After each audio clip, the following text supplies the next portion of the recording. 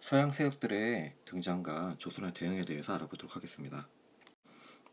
강의 그림에서 볼 수 있듯이 서양 세력들이 등장했을 때 조선은 어이쿠 교역합시다 그랬을까요? 아니겠죠. 조선은 서양의 통상 요구를 거부하였고요. 그래서 서양 여러 나라들이 조선에 침략을 하게 되었습니다. 그중 대표적인 것들이 이번 시간에 배워볼 병인 양요와 신미 양요입니다. 프랑스와 미국을 상대로 이제 전쟁을 했었거든요. 이에 대해서 자세히 살펴보도록 하겠습니다. 우선 병인 양요부터 알아보겠습니다. 병인 양요라는 사건인데요. 조선에서 프랑스인 선교사가 포교 중에 채용당한 사건이 발생합니다. 이를 병인 박해라고 부르기도 하는데 무려 8,000명에 달하는 이제 교인들이 채용을 당했다고 해요. 이때 프랑스가 프랑스 에펠탑이 있는 곳이죠. 프랑스가 함대를 보내어 강화도를 침략하게 됩니다. 강화도는 그 서울의 관문으로서 굉장히 중요한 위치에 있거든요. 그래서 이곳부터 침략을 하게 되었습니다. 처음에 프랑스군은 무난하게 강화도를 점령하기 시작했어요. 무기라든지 병력이라든지 조선군과 상대가 안 됐었거든요. 하지만 양헌수 장군이 이끄는 조선군이 정족산성, 지금 상남성이라고 부르기도 하는데요. 프랑스군을 일단 격퇴하게 되었습니다.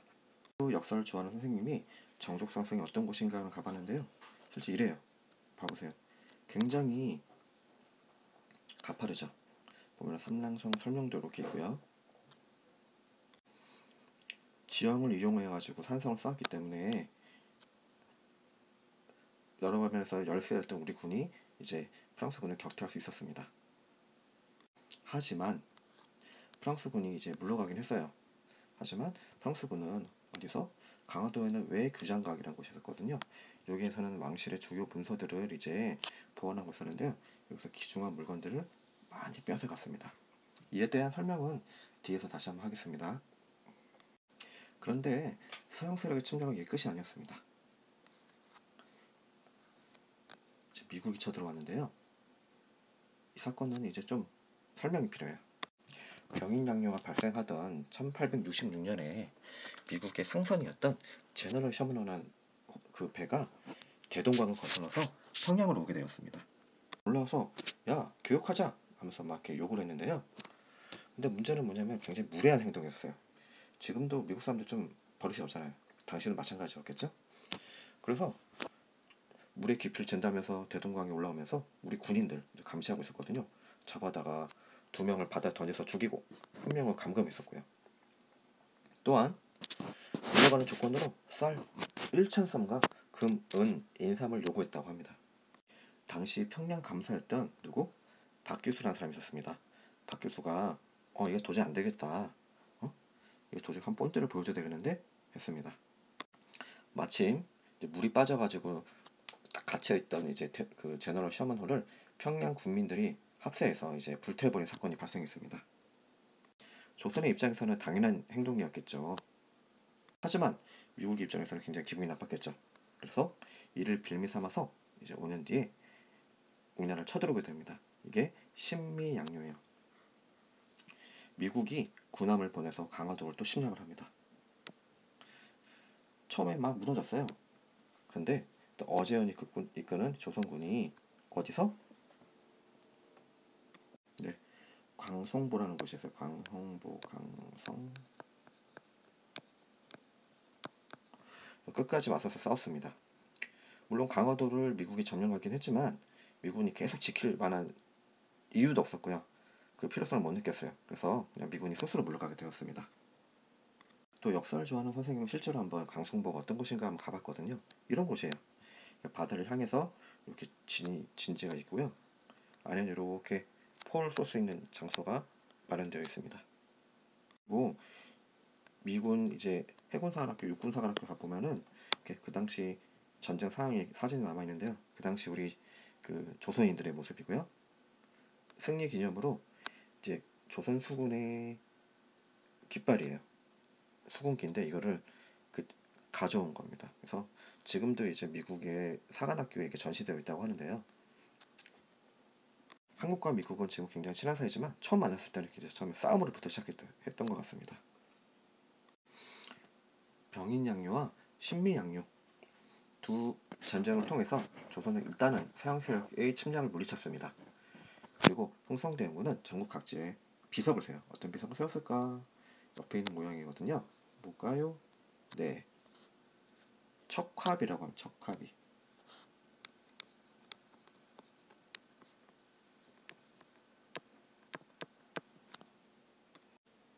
척화비의 내용은 뭐가 적혀 있었을까요? 당연히 서양 세력과 싸워라 이 얘기겠죠. 근데 자세히 살펴본다면 여기가 양이 침범이라는 거고, 양이 침범, 서양 오랑캐가 침범하는데 뭘까요? 비전체카, 비전체카. 싸우지 않고 친하게 지내자는 거는 뭐다? 주화매국.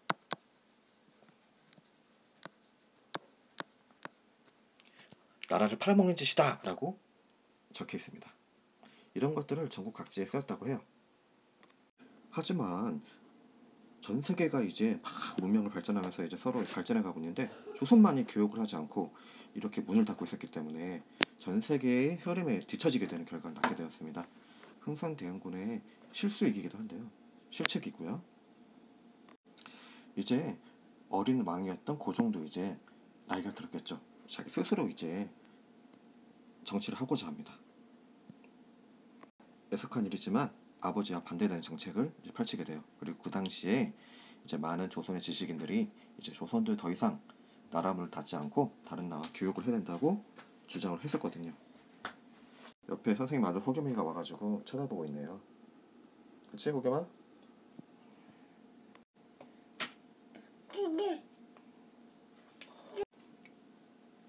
이때 일본이 우리나라를 또 침략하게 되었습니다. 일본이 1875년에 일어난 무슨 사건을 계기로? 네, 운요 사건이라고 그래요. 운요호.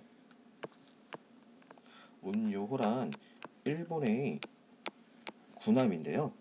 이 군함이 강화도를 돌면서 강화도의 이제 진지들을 파괴합니다. 당시 일본은 우리보다 훨씬 앞서서 이제 서양 문물을 받아들였기 때문에 서양의 그 증기기관이 달린 범선을 가지고 있었고요. 그걸 통해서 우리를 위협하기 시작했어요. 우리도 당하고 있지만 않았겠죠. 우리도 대표를 썼지만 어떻게? 서양의 대포들이 사정거리가 훨씬 깁니다. 어쩔 수 없이 맞았겠죠. 그래서 막 위협을 당하게 되고요. 또 일본은 이와 동시에 너 개항 안 하면, 한글 놀지 않으면 너 침략해버리겠어, 위협을 하게 됩니다. 이때 조선과 일본의 대표가 강화도에 모여서 조약을 맺었고요.